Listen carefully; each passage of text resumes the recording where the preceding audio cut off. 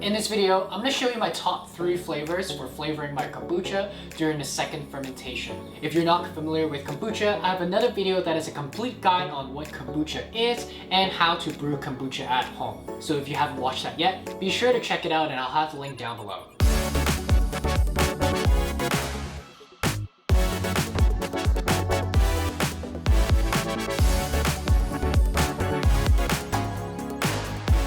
Alright, so the first flavor is going to be passion fruit.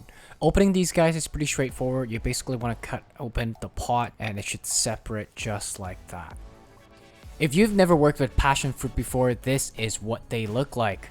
To some people, working with passion fruit can be a little bit intimidating, but all you have to do is open the pots and scoop out the seeds. I recommend using 1 passion fruit per 1 liter of kombucha when you're bottling during second fermentation. Once you have all the seeds scooped out of the pods, what you want to do is separate the seeds so that later on when we pour it through the funnel, it's not going to clog up. Now, because this is not quite a liquid, it's going to be a little bit more tricky to divide this evenly between your bottles. So what I'm going to do is I'm going to weigh the total amount of all the seeds and then divide that into however many bottles that I will be using. In this case, I'm using only 2 bottles, so I'm dividing the total weight in half. The rest is going to be pretty straightforward. Give your mature kombucha a stir and we're going to start bottling. Depending on your room temperature, the second stage of fermentation will take 3 to 5 days. I'm usually happy with how carbonated mine are at day 4.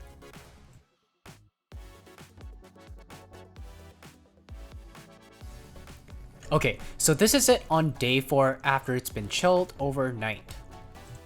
At this stage, I like to strain my mature kombucha before I bottle them. Sometimes during the fermentation, there could be small tiny pieces of SCOBY formation, and straining those out after the second ferment just improves the overall mouthfeel when you're drinking it later.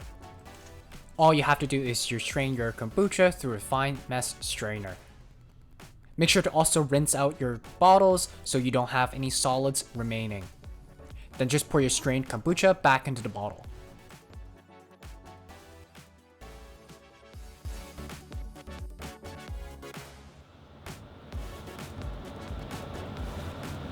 Oh man, that's nice. So with the passion fruit, you actually taste more of the kombucha itself, which is actually quite nice. The passion fruit itself is quite subtle. You get the slight tropical flavor coming through. And because I used half jasmine and black tea during my first fermentation, you can actually also taste a bit of the floralness from the jasmine tea itself. So the tropical flavor and floralness actually comes through quite well. Moving on to my second favorite flavor, and it's Grape Mojito. We're going to be using black grapes, fresh limes, and mint. This idea was inspired by this awesome cocktail I had years ago, and I was able to utilize this idea perfectly with kombucha. We're going to pick and wash off those grapes, and peel the zest off the limes using a peeler, as well as a couple of handfuls of freshly picked mint. Cut your limes in half and we'll blend everything together, along with the lime juice. I will put the rough measurements below, but I recommend doing this by feel and by taste. Blend this until completely smooth and pass this through a fine strainer. Make sure you try and get most of the liquid out so you can extract as much flavor as possible.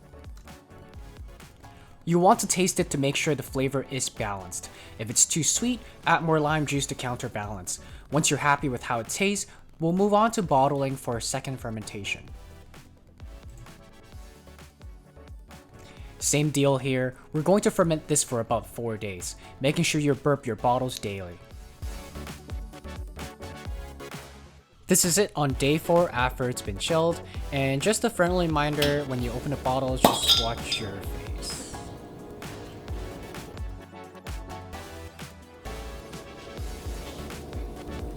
Oh yeah. This actually reminds me a lot of grape soda, but definitely a much more elevated sort of version of it.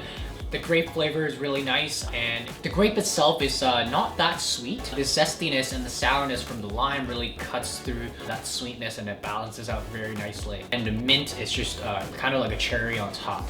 If you like mojitos and if you like mint, this will be a great choice. And for our last flavor in this video, this is my personal all-time favorite, raspberry and ginger. We're going to peel our ginger and dice them. Because raspberries on its own can be a little tart, we're going to add a small amount of sugar to balance out the tartness. The small amount of additional sugar can also speed up our second fermentation. I don't want to be too repetitive and bore you guys with the same process again, so I'm going to make this quick. We're going to strain our puree, extracting as much flavor out of it as possible. Taste it, make sure we're happy with the flavor, and see if you need any adjustments. Then bottling them for second fermentation. Burping them daily for about 4 days, and then chill them overnight before drinking. Alright, so this is it on day 4. Notice how this one has a lot of solids formation in the bottom and on top. This is perfectly normal, and certain fruits will encourage SCOBY formation during second fermentation.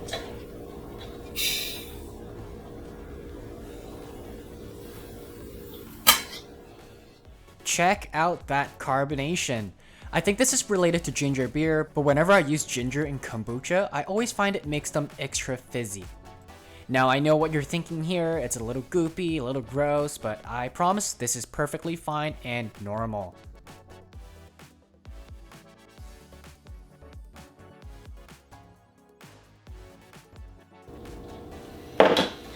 Every time.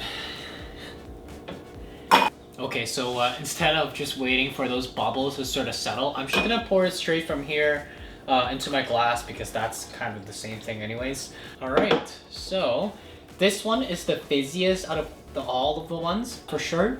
So here we go. Oh yeah, for sure.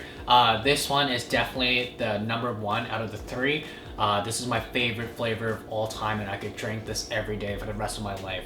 So I like my ginger pretty strong, almost at a point where it's got a little bit of kick, and that's actually how Megan and I like it. So definitely, depending on how much you guys like ginger, definitely play around with how much you put in there.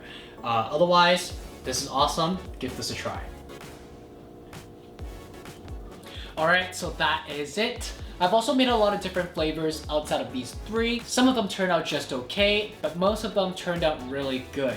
And experimenting on different flavors is part of the fun of brewing your own kombucha. Leave a comment down below and let me know what your favorite flavors are. If you liked the video, give it a thumbs up. Subscribe to the channel for more future content. Thanks again, and I'll see you in the next one.